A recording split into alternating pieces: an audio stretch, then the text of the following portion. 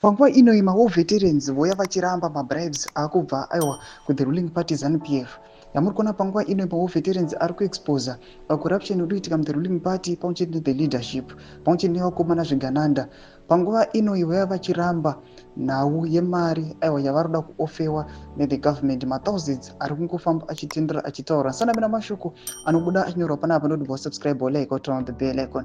Tipina panapa pahendi yekozwa vanotanga vanyora vachiti Your Excellency President Idi Mnangagwa, the last time we heard about war collaborators was towards 2023 election when they were vetted and promised monthly allowance. When should the nation expect to hear anything about them again? See, Pastor Chiti, we are over 10,000 war veterans in Manicaland alone who are still alive.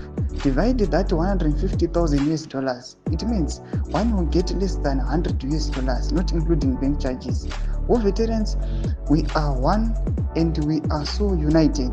Only our leaders can be bribed, but not us all, said one senior war veteran. Thomas Konomdatara chiti aiwa isusu panguva ino tiona Blessed Giza achitimiririra aiwa unozoona kuti ari kumira the voice yemaWar Veterans vese vari kuzasi kunyange zvavo kune vamwe maWar Veterans ari kumusoro vamukabribha vakabvuma, but kuManicaland, just Manicaland kune almost 10,000. Mari iyo yavari kuda kuva offer ye$150,000 vari kuti aiwa it's just nothing and we are not going to accept that offer. Panapa vari kuuya chete we want to represent ourselves pamwe chete nemacitizens enyika yeZimbabwe tistope corruption.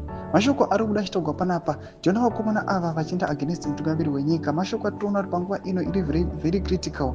Vakomana ava vari kunyatsogwadziwa vachiona kuti aiwa kurwawo kwavakaita matrenches hakusi kana kupeya, hakusi kana kubhadhara. Tiudze mafungiro enyu munoti kudii pamusoro pechiitiko ichi. Pinda comment section medu, subscribe or like, turn on the bell icon.